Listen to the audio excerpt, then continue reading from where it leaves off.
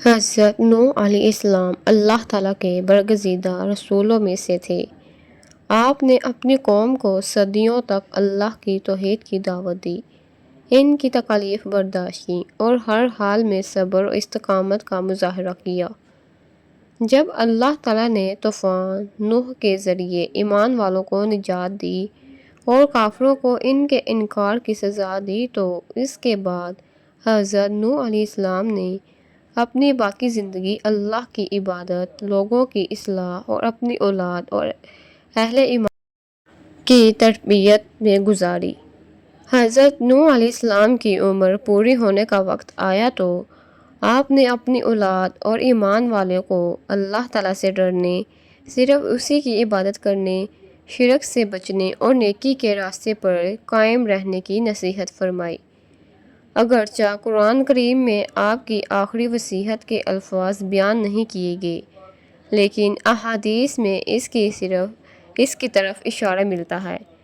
ایک روایت میں آتا ہے کہ جب حضرت نوح علیہ السلام نے اپنے بیٹوں سے فرمایا کہ میں تمہیں 2 باتوں کا حکم دیتا ہوں اور 2 باتوں سے منع کرتا ہوں، میں تمہیں لا الہ الا اللہ کا حکم دیتا ہوں، کیونکہ اگر 7 آسمان اور 7 زمینیں ایک پلڑے میں رکھ دی جائیں اور لا الہ الا اللہ دوسرے پلڑے میں رکھ دیا جائے تو کلمہ توحید زیادہ بھاری ہوگا، اور میں تمہیں سبحان اللہ و بحمدہ پڑھنے کی وصیت کرتا ہوں، کیونکہ یہی تمام مخلوقات کی تسبیح ہے اور اسی کے ذریعے مخلوقات کو رزق دیا جاتا ہے۔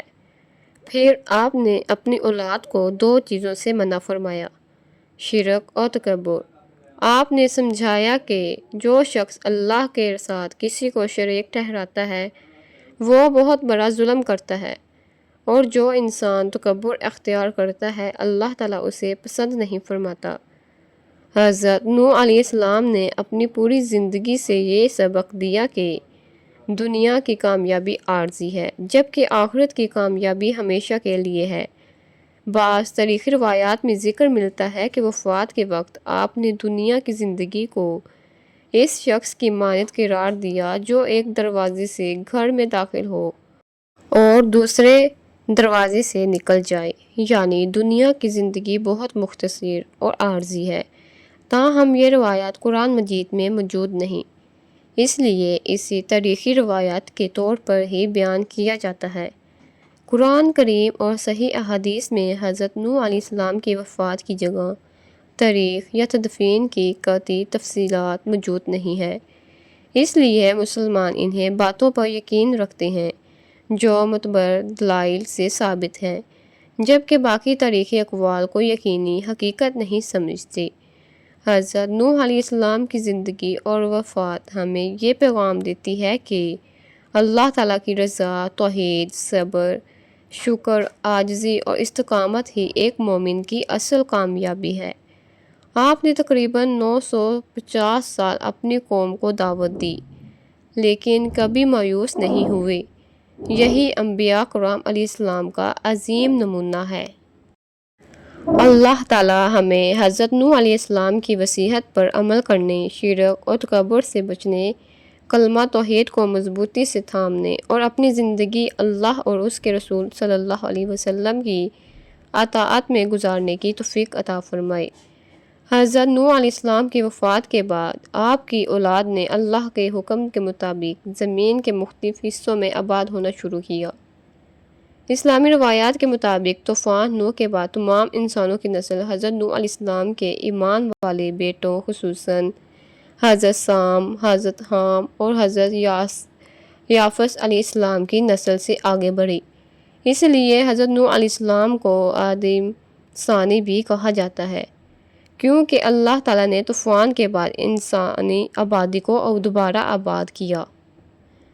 قرآن مجید میں اللہ تعالیٰ فرماتا ہے کہ ہم نے حضرت نوح علیہ السلام اور ان کے ساتھ کشتی میں سوار ایمان والوں کو نجات دی اور ان کی اولاد ہی کو باقی رہنے والی نسل بنایا۔ اس لیے معلوم ہوتا ہے کہ اللہ تعالیٰ اپنے نیک بندوں کی قربانیوں کو کبھی ضائع نہیں کرتا۔ جو لوگ اخلاص کے ساتھ اس کی اطاعت کرتے ہیں اللہ تعالیٰ انہیں دنیا اور آخرت میں عزت عطا فرماتا ہے۔ حضرت نوح علیہ السلام کی پوری زندگی صبر، استقامت اور اللہ پر کامل بھروسے کی روشن مثال ہے۔ حضرت نوح علیہ السلام کی پوری زندگی صبر، استقامت اور اللہ پر کامل بھروسے کی روشن مثال ہے۔ آپ نے تقریباً 950 سال تک مسلسل اپنی قوم کو اللہ تعالیٰ کی طرف بلایا، کبھی نرمی سے، کبھی نصیحت کے ساتھ، کبھی کھلے عام اور کبھی تنہائی میں۔ مگر جب قوم نے مسلسل انکار کیا تو آپ نے اللہ تعالیٰ کے حکم کے مطابق صبر کیا اور آخر کار فیصلہ اللہ کے سپرد کر دیا۔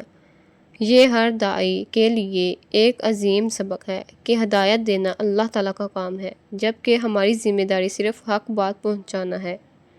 حضرت نوح علیہ السلام کی وصیت میں توحید، تسبیح، شرک سے اجتناب اور تکبر سے بچنے کی تعلیم دی گئی۔ یہی وہ اصول ہیں جن پر ہر مسلمان کو اپنی زندگی قائم کرنی چاہیے۔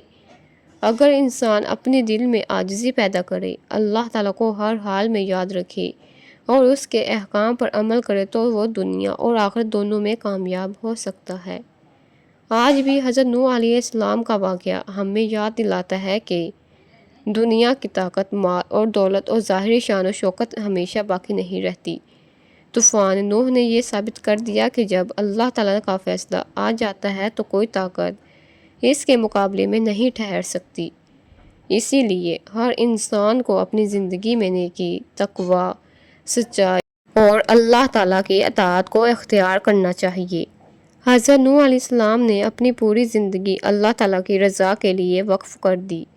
انہوں نے مشکلات، مذاق، مخالفت اور تکلیفوں کے باوجود دعوت حق کو نہیں چھوڑا۔ یہی انبیاء کرام علیہ السلام کی سنت ہے کہ وہ ہر حال میں اللہ کے دین پر ثابت قدم رہتے ہیں۔ ایک مسلمان کو بھی چاہیے کہ وہ دین پر عمل کرتے ہوئے صبر، برداشت، اخلاق اور حسن کردار کو اپنائے۔ حضرت نوح علیہ السلام کی وفات ہمیں یہ سکھاتی ہے کہ دنیا میں کوئی ہمیشہ رہنے والا نہیں۔ انبیاء کرام علیہ السلام بھی اللہ تعالیٰ کے حکم سے دنیا سے رخصت ہوئے، لیکن ان کی تعلیمات، کردار اور اللہ کی طرف دعوت ہمیشہ زندہ رہتی ہے۔ اصل کامیابی یہ ہے کہ انسان اپنے رب کے سامنے ایمان، نیک اعمال اور اخلاق کے ساتھ حاضر ہو۔ اختتامی دعا: اے اللہ، ہمیں حضرت نوح علیہ السلام کے صبر، استقامت، اخلاص اور کامل توکل سے سبق حاصل کرنے کی توفیق عطا فرما۔ ہمارے دلوں کو توحید پر مضبوط رکھ، ہمیں شرک، تکبر، حسد اور ہر برائی سے محفوظ فرما۔ ہمیں قرآن و سنت پر چلنے والا بندہ بنا۔ اے ہمارے رب، ہماری زندگی کا خاتمہ ایمان، تقوی اور کلمہ طیبہ لا الہ الا اللہ محمد رسول اللہ صلی اللہ علیہ وسلم پر فرما اور ہمیں اپنی رحمت سے جنت الفردوس میں داخل فرما۔ آمین یا رب العالمین۔